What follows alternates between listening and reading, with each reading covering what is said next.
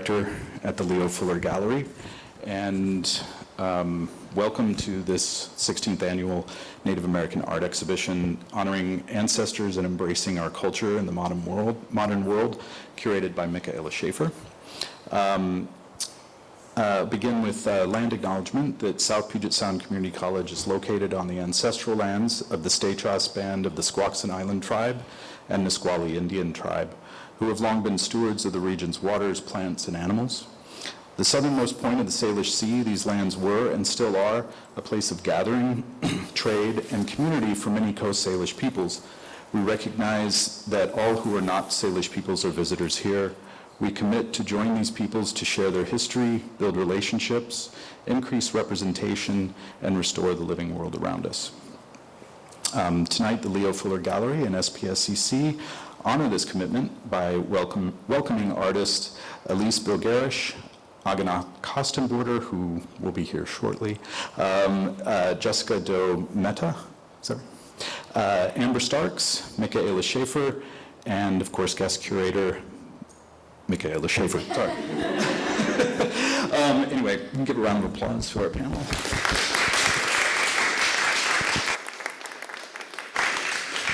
All right. Oh, yep, it's on. All right. So I'm just going to ask the artist some questions to kind of facilitate conversation flow, both for the group and individual artists based on their work. Hopefully Aganaq will be here in a few minutes because their work is right behind us and really beautiful, and I want to talk about that. But thank you all for coming, Nisqually. I'm excited for these artists to get to share more about their work, and I'm excited for you all to see the exhibit for the last time before it comes down. Also, don't forget to grab a catalog. It has really great information about the artists and their artist statements and about the work that they're showing here and some other work as well. I guess let's get started. So I have a question for Elise, and that is the woven regalia pieces connect generations. So you have the mother, the daughter, and grandmother there, and Elise's work is over there. It's those woven regalia pieces. What role do you feel they play in healing intergenerational trauma within your family and your community? Thank you. Those pieces, it's kind of funny that they're here in an art exhibit because those are my first three Coast Salish wool weavings that I've done, and to have them side by side like that is really special. The shawl was my very first piece I started in a workshop that our Muckleshoot community hosted. I began learning from my teacher, Gail White Eagle, and it took me coming back to it several years later to finish it. But earlier this spring, I made my daughter's skirt, my skirt, and then the shawl. Once I finally finished it, the beginning of fall, I gifted it to my mother. And so really, it's that tangible three generations. And weaving, I have grandmothers before me who did all kinds of weaving, but due to a lot of historical trauma in our communities, we haven't always had access to this knowledge, our traditional cultural practices, like our language, weaving of all different kinds of fibers. And so to be able to use this opportunity to give that back to my family and kind of pick up where my grandmother's left off is really special and tangible as well. Yeah, thank you so much for sharing those pieces with this space too. And okay, so the next question I have is for Amber. Your piece, Little One, Black and Red, explores the duality of identity. Can you share what it means for you to honor both your Black and Indigenous heritage through your art? Yeah, so thanks, and I'm so excited to be a part of this, and thank you all for coming. This is really wonderful, and I just want to welcome my Black and my Native ancestors here, and the work that I do inspires to uplift Black and Native folks, those of us who carry Black and Native identities. Under colonialism, Black Indigenous peoples were kind of forced to pick a side, and usually that side was forced upon us. And so our Native identities have been genocided, throughout generations, right? So not only my indigenous identity, but my dad and my grandmother, because I'm third generation Afro-Indigenous. Welcome. So I think that doing art as an expression of dismantling like that border and that has kind of been forced on me, right, is just kind of a new way of exploring, you know, ways of dismantling that real oppression. And I think that I struggled for a long time with even saying that I'm an artist or that I do art, even though most of us have done art since kindergarten, you know? And so finding ways to feel like this is like legitimate art or what I do is legitimate art has also been just another struggle, but I think that it's been really freeing to kind of just try whatever mediums are at my disposal to uplift that dual identity. And I think it's a way of showing up in the world where I'm daily decompartmentalizing versus, you know, feeling like I have to, in this space, be Black or in that space, be Native, right? That's why I kind of wanted to welcome both my ancestors, because I tell myself all the time, when I show up in a space, I'm always Black and Native. No matter where I go, no matter how Black the environment is or how Native the environment is, I bring both of them with me because, you know, both Black and Native people, since the onset of this very real colonial project, have had to endure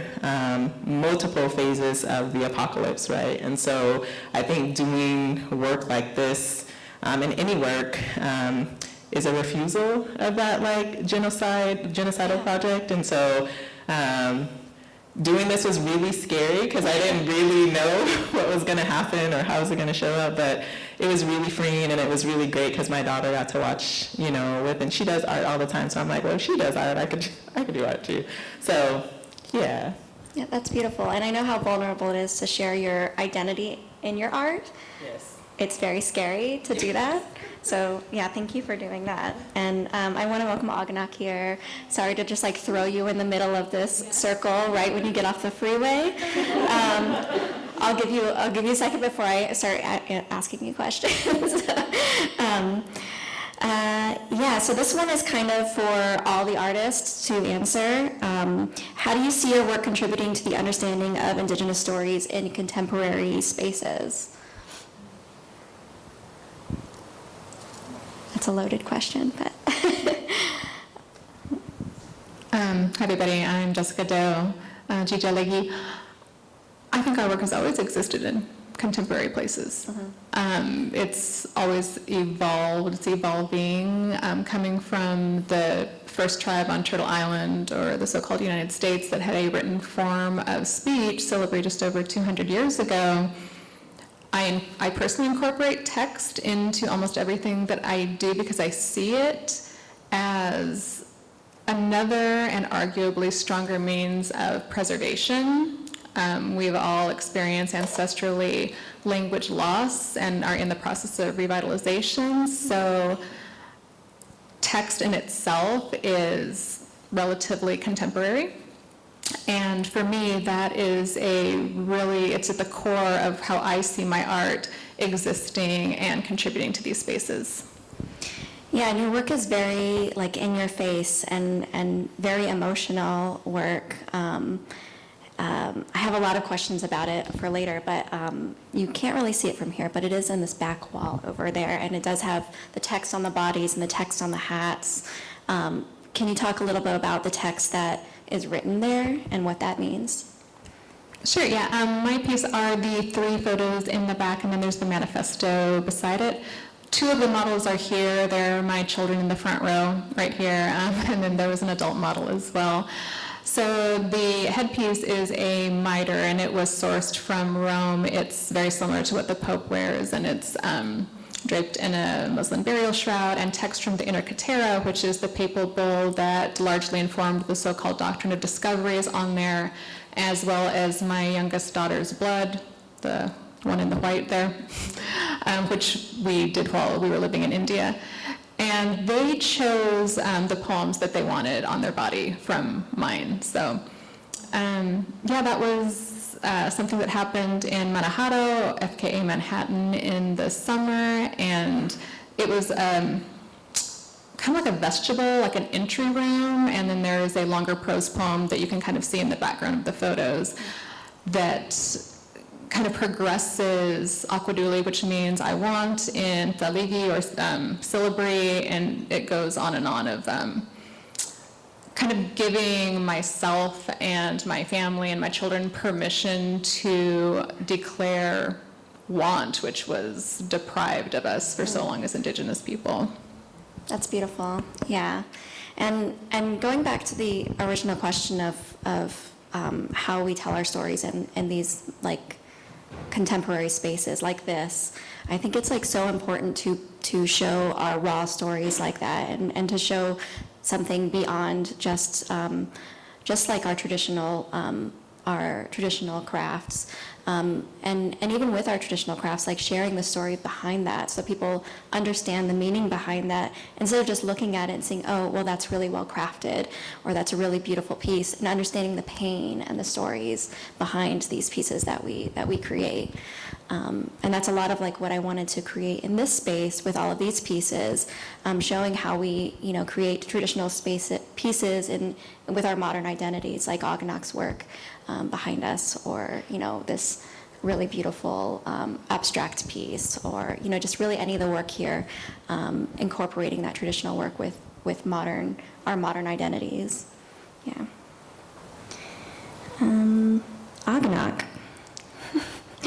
You use a lot of traditional materials like salmon skin and seal hide. How do you choose which materials to work with for your specific pieces, and what significance do those choices hold for you? I think you just push it once, and then the green light comes on. Okay. There you go. Okay. Thanks for having me here. I'm still landing. Okay. So I was thinking about this question on the drive up, and I feel like the materials kind of come first before like the projects. There's like more of like a focus on the materials, which I've been tanning a lot of salmon skin for many years and kind of have this stack of it, and like, okay, like it's time to like turn this into something, transform it into something. So the materials are really like the inspiration. They kind of lead the way, and it's like kind of a process of like how to draw attention to like this material and like make it look beautiful, and like kind of like honor like the animals, which I'm using mostly, yeah, like the skin and salmon skins and furs lately. And if it's like weaving, it's like honoring like those materials. So they like kind of come first. And I feel like there's a second part of the question that you... Yeah. What do those materials mean to you? And like specific, like maybe some specific materials have like significant importance to you. Yes, the materials are always very significant. The salmon, I come from Bristol Bay. It's like home to the world's largest sockeye run. Yay! And so those fish are just like really important, especially being down here. So many like rivers and waterways and like native peoples are like really like grieving like the loss of like salmon.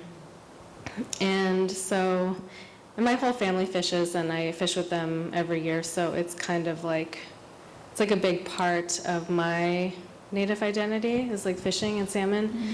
And also like culturally, like we believe that, like I'm Alutiiq, and so one of our like our worldviews is kind of like a reincarnation, but our ancestors will often choose to come back as animals to feed and nourish us.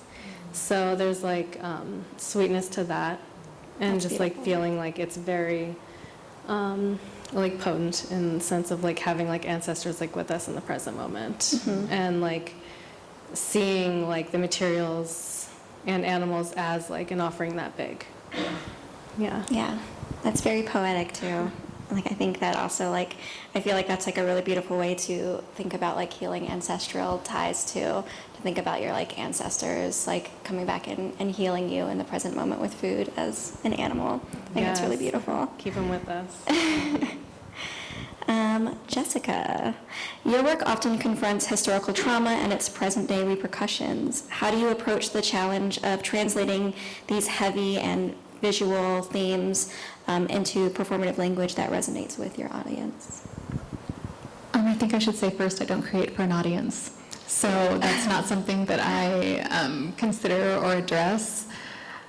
I began my creative career as a poet, and for the throughout my 20s, I fell into the very common camp of telling myself over and over, I write for myself, I don't need this so-called validation of publication, which there are truths to that, but we all know what the other side of that is. So when I segued into what I call inter, anti-disciplinary art and gave myself permission that just because, I don't have an MFA in something like this, I can't create. I do consider myself a conceptual artist. So when I have ideas of not just what I want to do, but what I feel needs to be done, because as a writer, I feel that same kind of pull of it needs to come out on the page, it needs to come out in different ways now. When it comes to an experiential piece or performance or having the community involved, it's very organic, it's not manipulated in any way, and I think that's a natural and beautiful thing, that how that comes out is meant to be interactive so much of the time. I had no idea what the reception would be, so this piece is actually kind of the third in an iteration. It's the first with children. It sprung out of a residency that I was doing in Washington, D.C., where I was the first and only poet. That's what I was brought there to do. And everybody else was, a dancer or a visual artist. And they asked me, well, what are you going to do? Read poems, which is fine. I can read poems. And my studio mate was a professional dancer, and I was talking to him about it, and he really wanted to be a model. And so that's how that was born, and we didn't know what we were doing. And there was trigger warnings on the doors that there would be nudity, which is very strange and a completely different conversation. But painting on nude bodies, painting poetry, and the models have the choice, the autonomy to invite audiences up to contribute a word or not. There's this very precious stillness and intimacy that happens. This performance, if you want to call it that, took place at this huge gala. I think there were 600 people. There were tons.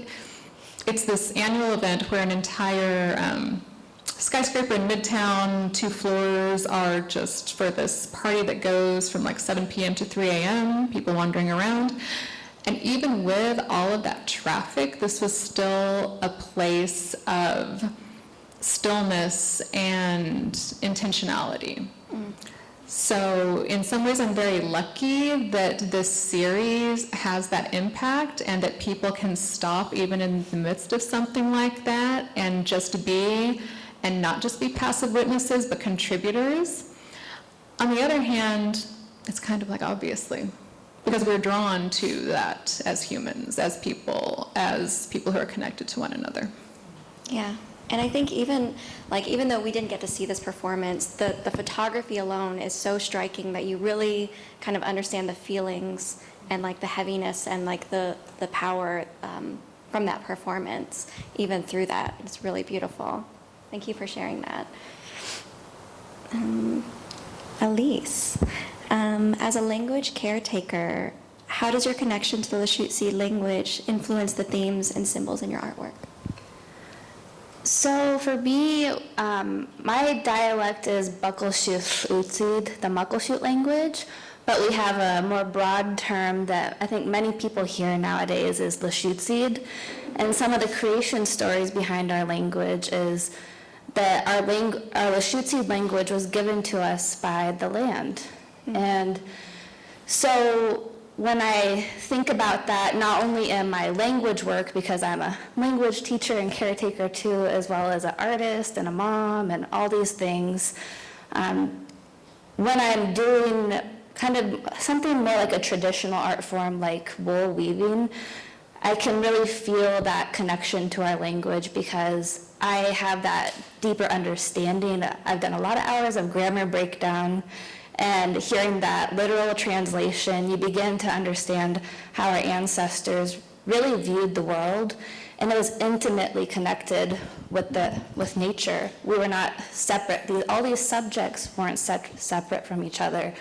Language was tied to our daily life, whether that was making art, cooking, visiting with one another, being in the outdoor classroom together. It was all connected, and I think sometimes in this contemporary world, we have a big division. Everything's separate. Like, oh, today I'm just going to do art for a few hours, or I'm going to study language for a few hours.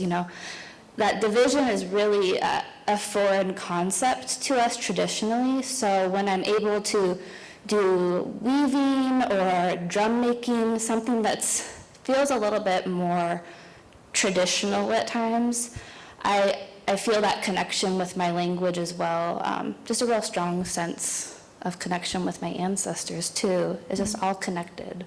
Yeah. Yeah, I'm slowly learning more and more of the language. We don't have really a written language in Hopi. It's like kind of written here and there a little bit, but not in a learning way. But as I'm like learning different words, like things, I understand more about like the traditions and the food we eat and how we do things and how we say things and how we connect with each other just by learning those little words. So really thank you for being a caretaker of that language and for continuing to teach it. That's really important work. All right, next question. It won't load. Okay, I'm going to ask a question for all of you while I try to get this to load all of my questions. Okay, so for, let's see. Well, I guess since I can't load these, I'm going to have to riff off of here a little bit. But I wanted to ask you all, like, how you want to see spaces like this, bringing in Native artists in new ways. Like, how would you like to see galleries and museums showing Indigenous work?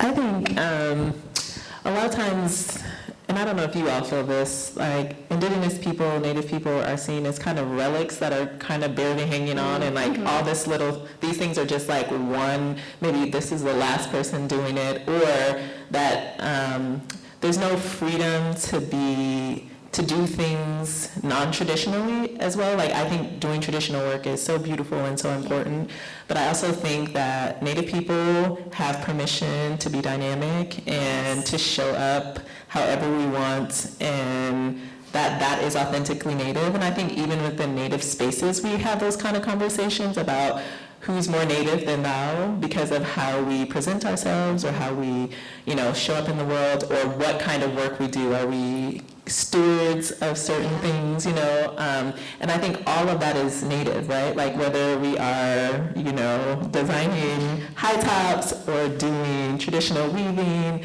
And so I think even in gallery spaces, there can be the sense of like, is that authentically Native? Well, if a Native person is doing it, it's absolutely authentically Native, right? Yes. And so I think that just comes from even navigating Native space, like urban spaces versus, the res. And so I think that then you have this extra layer of the commercialization of Native art and Native existence, that it's like, well, how is the audience going to connect with this versus what does a Native person get to do, whether the audience connects with it or not, right? Because, I don't think my intention is to do things so people will see that I'm Native, right? It is because I want to, right? And I've kind of given myself permission to. So I think gallery spaces, I know that there are these like commercial, there are commercial entities in a lot of ways. And so again, I think these kind of contemporary ideas of how Native people have to exist and how then will the audience connect, or will they buy that, or will they see that as Native, is something I think galleries and spaces like this have to be mindful of when curating. And I think it's so important to have Native people and Native people from all walks of life being head curators and having the opportunity to welcome people that maybe a gallery would never, welcome, right? If you don't have an MFA or if you don't have, all those things. And so I think it's really important to let people, I think it's really important that Native people allow ourselves to be dynamic and that our permission doesn't come from spaces like this, but from ourselves, from our communities, from one another. And sometimes it is just ourselves, right? Because we might be in spaces where we feel disconnected or whatever it is. So I think this is a really beautiful take on letting Native people be dynamic and showing up fully as ourselves, whatever that looks like. So, I mean, how do we challenge capitalism in the midst of capitalism? How do we challenge settler colonialism in the middle of settler colonialism? And I think for me, that's just existing and choosing to find new iterations of what it means to be Muskogee and Black while celebrating what it means to be Muskogee and Black. That comes from my ancestors. Yes to all of that. There's also so many layers too. There's also this sometimes I feel this great responsibility to be a representative for my people, but I'm also that's too much pressure. I don't want to do that. I just want to make my art the way I want it without having to always be a representative for Native people or for my tribe. But I also know that in telling my story, no matter what, I am a representative for that, and I have to do right by that. So there's just so many layers to being a Native artist that, these spaces might not even understand, and even the way they care for the artwork, they care for the pieces that are here have to be respectful, and they have to understand that that these are special pieces too. And there's just there's so many layers. Yeah. Yeah, I would add on, as a teacher at heart, some of the work I do is kind of creating partnerships with local community colleges and universities, because some really good work can be done through those partnerships. And some of the advice we often give is, what are you doing to connect with your local Native tribe? That college or university, or maybe an art exhibit, it would be the same advice. And not just connecting as, here's our stamp land acknowledgement for the day, actually meeting the people, setting up an appointment to build authentic relationships with that local Native tribe. And once you've kind of gotten in the rhythm of that, those Native people will guide you in the right direction.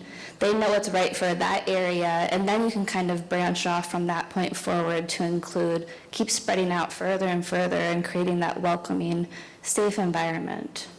Yeah, I love that. That's really important to do, for sure, especially when people are bringing in curators from other spaces or other cities. Understanding that, yes, you brought in a Native person who has, the experience and the identity and the respect, but they also still need to connect with the local people as well. Yeah. And this one is for Aganaq. How do you see your art as a reflection of your personal journey, particularly in terms of cultural identity and heritage?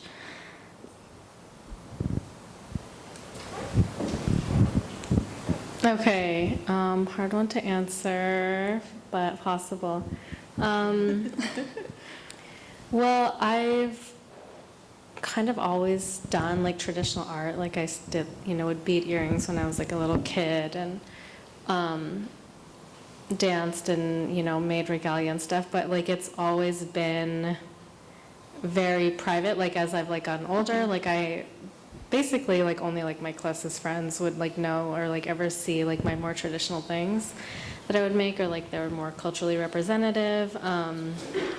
But I'm changing that, and I'm showing my traditional stuff off now, and I guess that is somewhere kind of the answer to that question. Yeah. I'm just I'm, I guess it's part of the journey now to represent, just I guess, I don't know, more boldly, represent my identity in that way, what's always felt more not even like private, but just something that I don't really want to share. I'm like, this is special. This is my culture. Yeah. Now I'm like, wait, no, we need to be represented. And I can and do the things, and I should share that like with my family and the rest of my culture and like other cultures.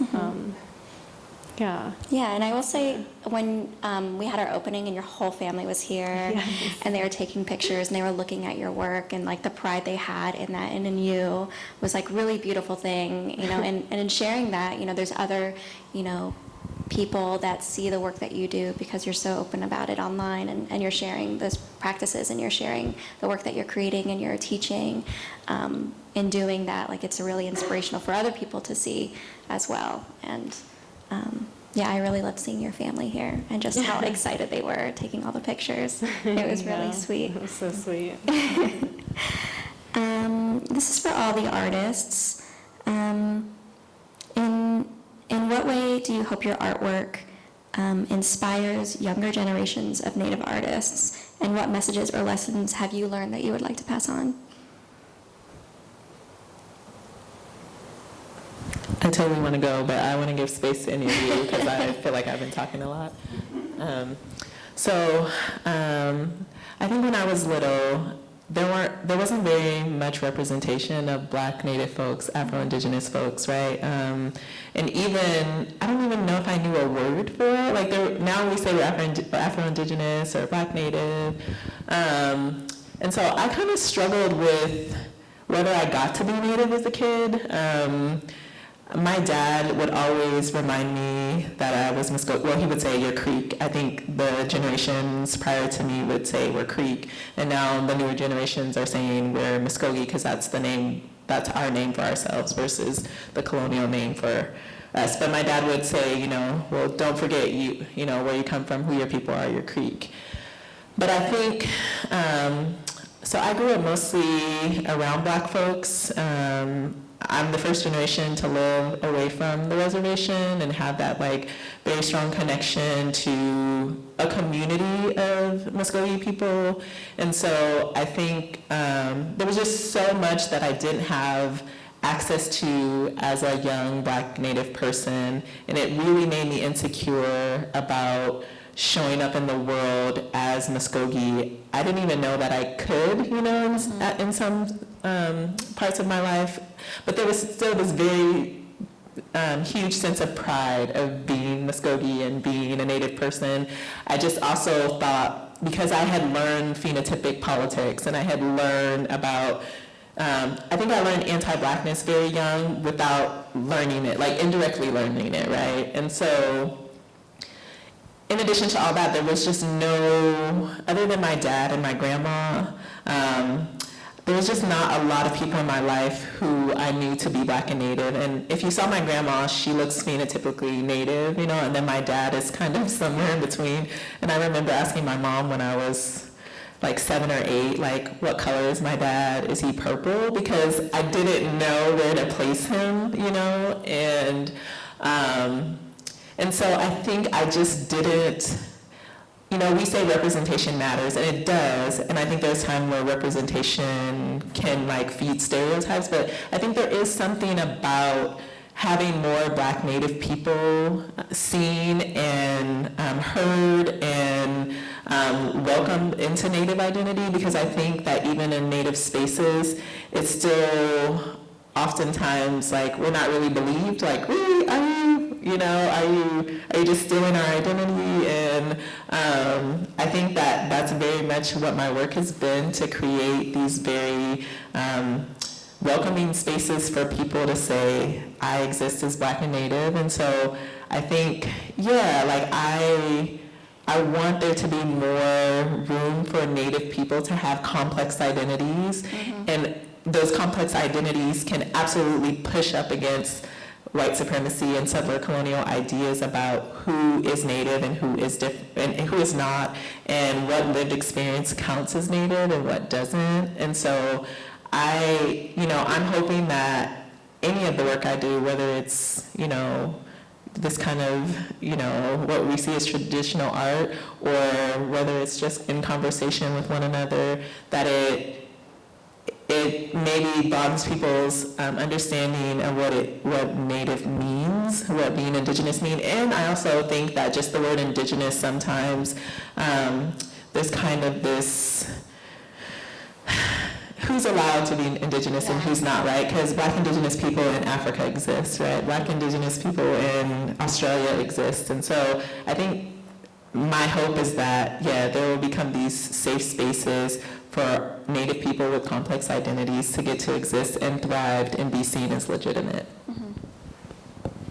Yeah. Did anyone else have something to add about that question? Yeah, so I'm also the first generation to live off the reservation. My family is from Cherokee Nation in Oklahoma, but I was born and raised in Oregon. And that in itself, being in the Anianua diaspora, that's one thing. And I grew up in a small town in Oregon where we were the only Native family that I knew of. Right now, I am a researcher at the University of Notre Dame, and you cannot find a more non-Indigenous place. I have not, and I did some studying in England, and this is even more extreme than that. When we talk about, decolonizing education or higher education, that's a very broad statement, and the concept of decolonizing is big anyway. But even indigenizing what we call education or higher education, that is a colonial construction, everything. So it's very challenging to be in any of those institutes anyway, but especially ones that have such a challenging history.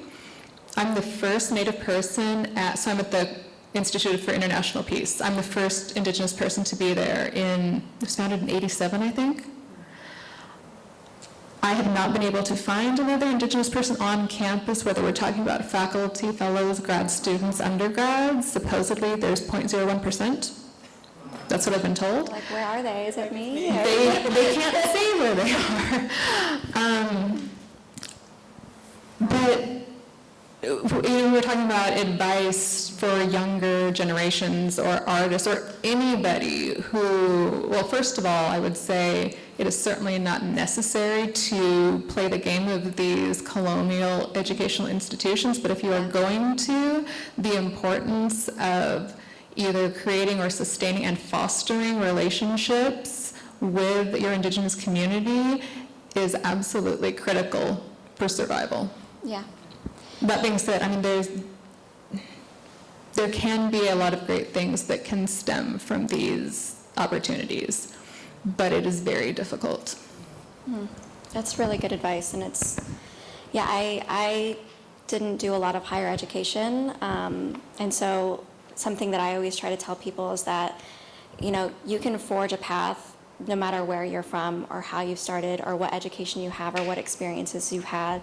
And something I really try to do with this exhibit is I refuse to look at anyone's CVs. I didn't want to see what experience they had or where they went to school or where they've shown before. I just wanted to look at the work and how it made me feel. And have I seen something like this represented? Have I seen this story represented? Have I seen these colors and these textures and these kind of pieces? Being in those kind of spaces, I can't imagine how isolating that feels. Trying to find that 0.01% person to so I think some advice what I would say is to just show up in spaces. It's so hard to be that one person, but it's almost guaranteed that there's another person just waiting to find that beacon out there to gravitate towards and to see okay, I'm not alone here in that space. Yeah. So the last question I have for you all before we open it up to some Q&A, hopefully there's lots of great questions out in the audience, is what do you hope that people take away from this exhibition, from your work, from all of the work, from the space in general?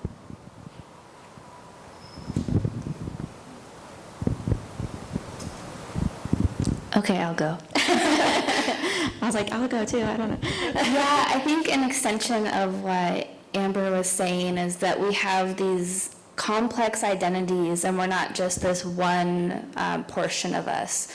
We have, all different kinds of backgrounds. Not any one person is 100% native anymore. You know, those are just really outdated rules, and it's what's in your spirit. So when we see art exhibits like this, we see traditional forms or a version of a traditional fiber form. I wasn't out there spinning my own wool from mountain goat fur, or we don't have woolly dog fur to spin a wool from. So I'm just, you know, learning these things as I go, but sharing that knowledge. And I think that's what a lot of these artists are doing. They're sharing, you know, their stories, their knowledge, their backgrounds, and it looks different for each one of us.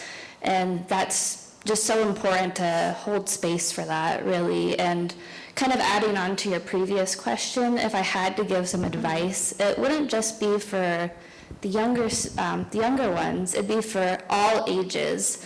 Because sometimes there's a really big emphasis on, you know, we need to create all these opportunities for the little ones, and I totally stand behind that.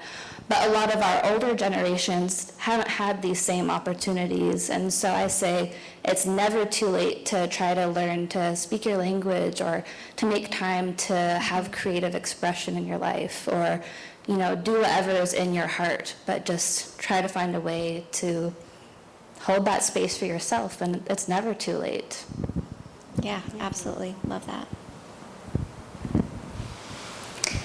Well, for me, I mean, really just the same thing that you said. I just hope that people come here and see how, like, beautiful and complex and broad and diverse all of the stories are, how Native people come from all different backgrounds and all different, you know, spaces and upbringings, and there's so many different, I mean, especially with the regalia, there's so many different variations.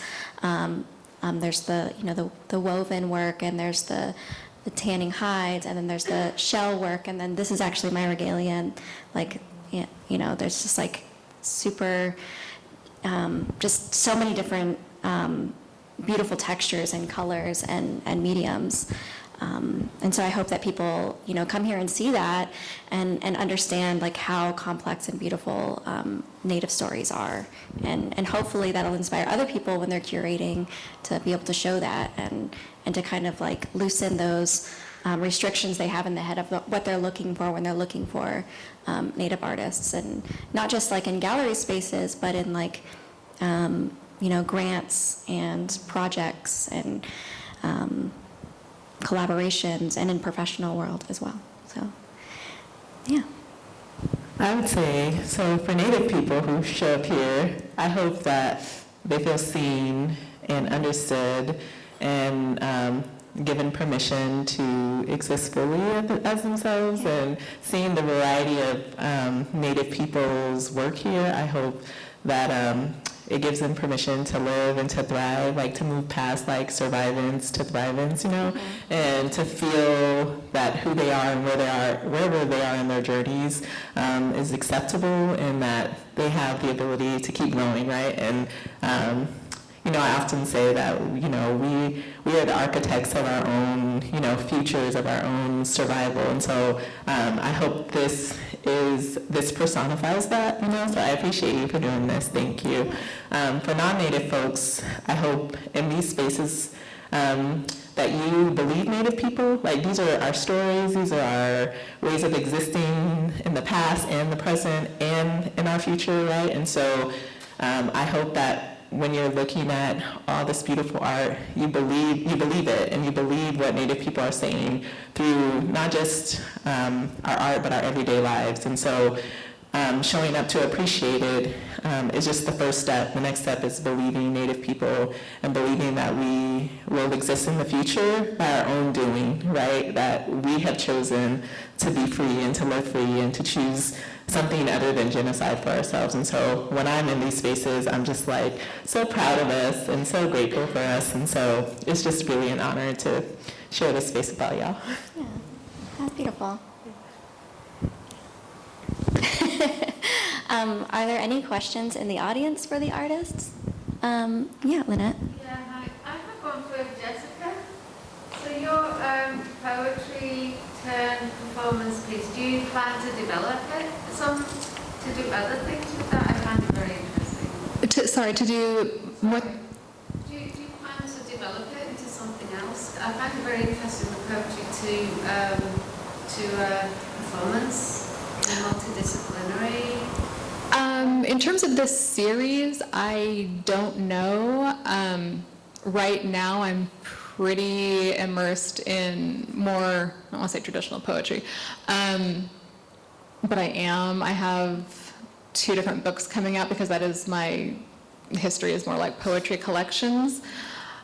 I have a lot of grant and fellowship applications out. It's up to the funders what happens next. Hint, hint. But yeah, we'll see, because I didn't expect that to happen either. Things just... This, so there's just 3 prints here. When I talk about, like, I wasn't trying to badmouth Notre Dame. Notre Dame has been very kind to me. They are bringing this series on a large scale to the university, including the actual miter in the spring. So we'll see what might happen there. And I'm also working with some folks at the university to do this live with nude models, and they really want to do it in front of the grotto. So we'll find out. Yeah, fingers crossed. Any other questions? Yes. I have a question for Jessica. What inspired you to do the poem? Oh, I love You. that question. Wow, what a flex. What poem did you do? Yeah, that one. That was. I was just kind of joking with you, but yeah, you. Yes? I have a question for Amber. How long did it take for you to do that project again? Oh, yeah, that's a good You question. were there with me. The audience was there. That's true. Thank you. That's my daughter. I was more looking at your picture than keeping track of it. So I will say, when I started doing it, I had this grandiose idea that I was going to do it all in beading.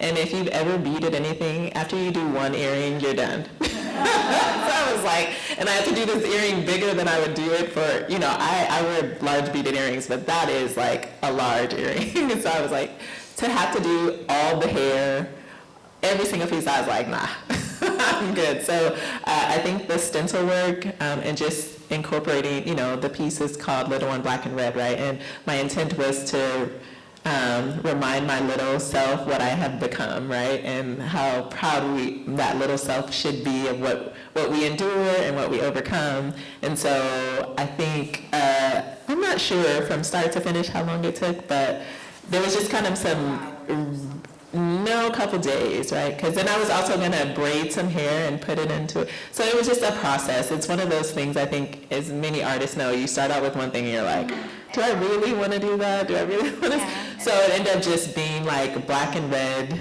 ink and then this black and red thing. Yes. And then also, what? I can answer your questions in the car. Go ahead. Anyway, are you going to make more of those designs for other people? I have before, but I will say that people who do beading for a living don't ever not want to pay for what somebody, is charging, because it takes, like I said, you make one and you're like, whew, now I have to make another one that matches it and that actually looks good. So I have made earrings for other people, but I think that there's just a lot of other things that I'm doing at the moment, and yeah, I'm trying to also keep my eyesight. Yeah. But I'll make some for you. Yay! Yeah, that's actually a really great question about like how long pieces take, because I think that a lot of people don't understand how long some of those traditional pieces take. Like Aganaq, I can't imagine how long the whole process just to make that jacket and then the purse and the clam basket and the earrings took, because there's I don't know what the process is for making seal or salmon skin. Could you actually talk about that process a little bit? I'm interested. Oh, yeah, and also as far as how long it takes to make anything, I'm sure like any artist in here can agree, that, I mean, thinking is part of it. So if you consider thinking, it's just like, I don't know when those started. Like, I couldn't tell you years ago. Like, I don't even know if they're done. If I look at it long enough, it won't be done. So it's good to have some distance. And yeah, the salmon skin, I get asked about a lot. It's a process. I tan it. I do like bark tanning. It's a whole process. It doesn't take terribly long, but it does take some practice, and a lot can go wrong. Yeah. Yeah. And with the materials in the jackets, so it's kind of a mix of like modern and traditional materials. So what is the beige, is that a canvas? That's actually some Pendleton wool. It's like a Okay. twill. A It's kind of twill? a twill. Nice. It's lined with a raw silk. The fur is wolf. It's the same wolf.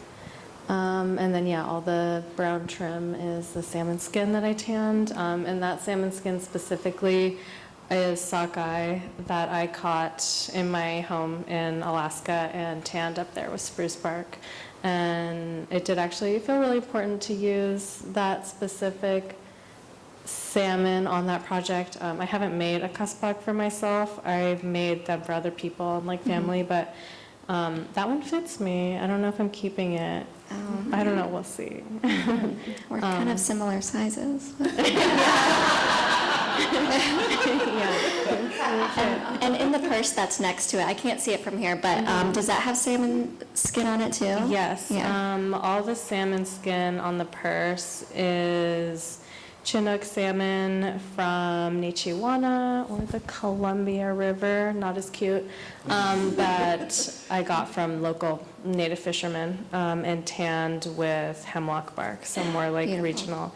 And that also felt like important. Well, there's a tiny bit of sockeye on that from my home just because I ran out and I just needed a tiny bit more, but it really felt like I needed, it felt, I don't know, something about like a purse or a bag or whatever. It's just like kind of more city. I don't know. It felt more representative of like my time in Portland, and like, so the materials or like the fish, it was like important that it was all regional, but the seal is from Alaska, but we just had to add it. Yes. Yeah, I can't even imagine like what the process of like if you're going to like gift that or sell it to someone, like there's so much intention and thought and history in this one piece that it feels like such a huge undertaking to even like figure out how the steps to take, and even like with beadwork or with other regalia work, like how like there's just so much emotion in it. So when you're buying that piece, like it's more than you're buying something to wear. You're buying a piece of that person's history, like a piece of their life that they spent many, many hours on. That's really beautiful. Do you have any other questions? Yes? I have a question, but just after hearing so much about the beading and the skin, etc., I was late because I came from the native art market that's over at Oh, yes. Welcome. It's open tomorrow too. Everyone should Yeah, go. it is, and that's why I'm saying it, because if anybody doesn't know about it, you should get over there, because there's just so many beautiful things and so many stories. And, you know, when you speak to any one of the artists about what they're making, it's just incredible, and you can't leave, you can't move on. So I missed half the market, I'll have to go back to the market. Yeah. But it's incredible, and it's beautiful work, and also. Yeah, the House of Welcome is at Evergreen, and their market is really, really cool. They also have Indian tacos. So, yes? I was going to ask you, how did you embark on finding artists? Did you do an open call and get submissions, or did you ask some of the artists yourself that you'd seen their work? Yes, all of that. Yeah, so I work with Yahao Indigenous Creatives Collective out of Seattle. It's a small Indigenous Creatives Collective. There's actually just 3 of us on staff there. And we have a little roster that I scoured through, and then I just like went through all of my feed, just like looking at different tags in different markets. I went to like every single native market I could think of over months and months. Really like 6 months of looking for artists and reaching out to them and messaging them, borderline harassing them online to beg them to be a part of this. and really trying to be intentional of like looking in broad spaces and looking for really diverse voices to represent here. And I felt like a huge responsibility also because this is my first show that I've curated solo. So I wanted to really use the space here because I'm like, I don't know when I'll ever get this chance again. Like, I want to make sure that I get like really like intentional, beautiful pieces here and really like show people how incredible Native artists are in the Northwest. So yeah, there was a lot of digging and a lot of like asking friends and going to markets, and it was actually really fun because I met lots of really cool people, and then I was at Indian Market and I ran to some of the people I was harassing there, and I was like, you're gonna be in my show, right? Like, and they're like, okay, fine, yeah, fine. I'll be in the show. And you know, yeah, I'm really happy with the art that came together, and really when it all came also here, and it was like all in boxes, and then we unboxed things, and it was on a table, I was like, oh no, I actually have no idea what I'm doing, and I don't know how to put this all together. But then as I was pulling everything out and sitting it down, it was incredible to see how all of the pieces really connected with each other, and as I was putting them in the space, it started to tell one story. And then like the regalia, I was like, oh my God, the matriarchs are watching over all of us, and there's this beautiful story happening. And this red piece was from my friend Shamika, who works with us at Yahout. And I'm like, oh my God, the red really ties everything in, and it's like this bold piece, and you know, Amber's beadwork with this beadwork, and the red in the earrings, and in the red in Jessica's work, and then in my regalia, and just like this piece by Megan with Arie's piece and the heart, like the colors match perfectly. Like it was just like, so all these things just started to come together and really like tell a beautiful story as one. And that was kind of a side quest there answer, but yeah, a lot of hunting. Do you have any other questions? Yes, in the back. Yes, Aganaq, you mentioned how you got like your different salmon skins and seal and such. How did you acquire the wolf? What was the process of that? The wolf? I bought it at a fur store. It is a wild Alaskan wolf. It was trapped. So I do know an Aleut woman trapper that I hope to get furs from, but it was a very last minute decision. I decided that it had to be, I have coyote fur, and I was like, oh, I'll just do coyote fur, and I was like, no, like it has to be wolf. It has to be wolf, and so I didn't have a lot of time to prepare for this event, and I didn't really like understand the idea of just showing art that I already had. For some reason, I was like, I have to make everything. So I went to Alaska to fish. I found out that I was doing the exhibition, and then I had to go home to fish, and then I came home, and I had the month of July. And it was when I was in Alaska fishing that I was like, I cannot use coyote, it must be wolf. And so when I went to Alaska, I had one day in Anchorage to source a wolf pellet, and I spent a whole paycheck on it. But yeah, it was, I didn't have time to, in future, I'm hoping to get my wolf fur from an Aleut woman, like trapper, that feels like really special, and would like really tie it in together. But for now, it was just like at like one of the fur shops in Anchorage, and yeah, but it is from Alaska, so a lot of the wolf fur that you get is like farmed in like Russia, so it feels much better knowing that it is like trapped in a wild Alaskan wolf, because most of the trappers are indigenous up there, so yeah. Yeah, I had no idea the lengths you went to create these pieces, Aganaq. That's really special and beautiful, and also that's a lot of work. Yeah.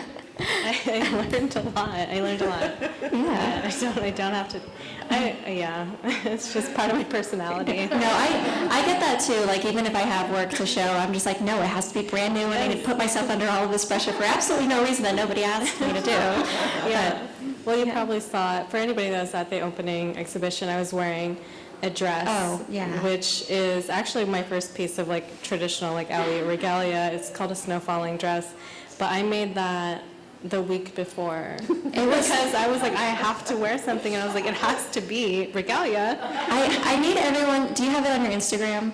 I do. There's Okay. a picture of it. You can kind of see it. Yeah. Everyone's got to go look at it because this was the most, like, this most stunning dress, and you were wearing Gucci slides, I think. But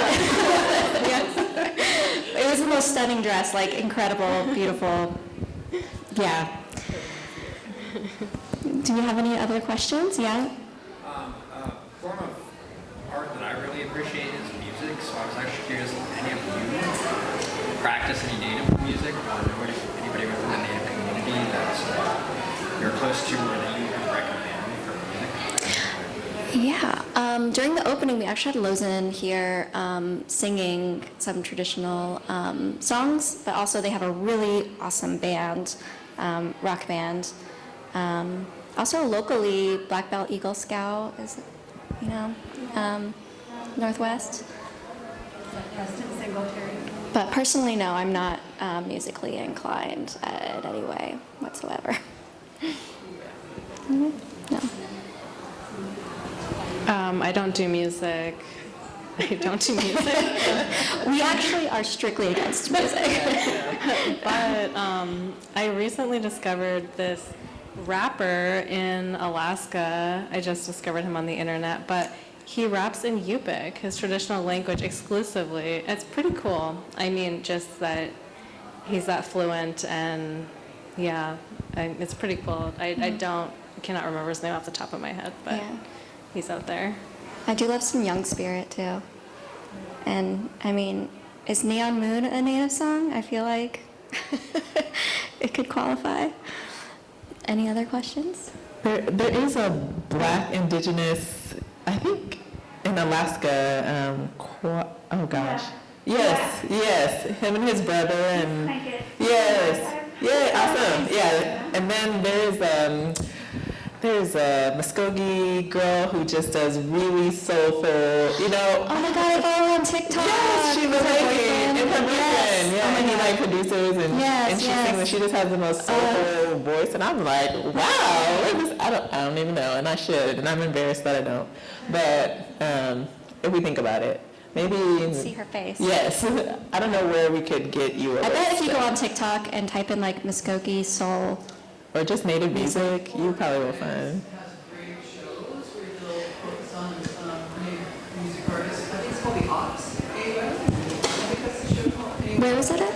It's on the channel FNX. Oh. So I guess it's a cable channel, but you can probably get it online. I'm guessing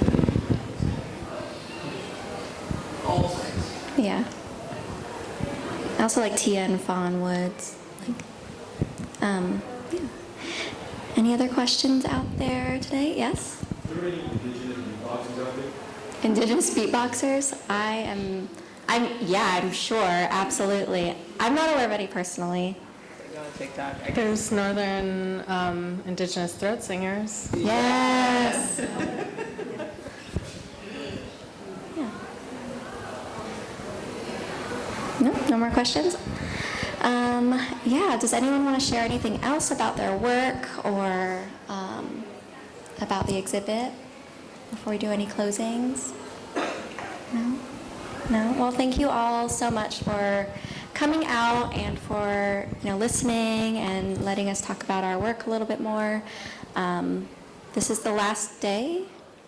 So the last moments of the show, so definitely take it in and take pictures. Make sure that you get a catalog for a $5 donation. Anything else I should say, Sean? I think that's it. I was going to throw out Bumua.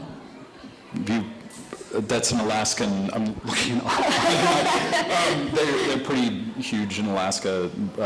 Stephen Blanchett, but they take jazz and a lot of traditional Yupik songs, do that. And then, of course, I heard throat singing, and Tanya Tagaq is, powerhouse. Yeah. Anyway. So, Yeah, I think that's it, yeah. Yeah, I just wanted to encourage everyone to, when you're going through the catalog, it has everyone's Instagram accounts, and please follow all of the artists so you can keep up with what they're doing. Some people have shows coming up, and you can find ways to support them, and it is the holidays, and a lot of them are selling their work, so please do that. Definitely buy native this holiday season. Check out that market at the House of Welcome, and there's also one, Duwamish, in Seattle, and there's one at that Tidelands gallery in Seattle as well, and then there's the Portland Indigenous Market this weekend as well. Yeah, next week. Next week is Nisqually Market, so, yeah. Yes, thank you all, and thank you, artists, for being here and for sharing your work in this space. Ascali. So, thank you all for coming out, and good luck. Quite a juxtaposition this evening. But do come back to the Leo in January as our annual fundraising postcard auction, art auction, and that our closing reception is February 7th. Currently, we have 100 people donated, and we have about 225 pieces of artwork that will be installed in the gallery. So if you've never been to our auction, art auction, it's a lot of fun. So thanks again, and thank you, artists. Thank you, Mikaela. This has been a great show.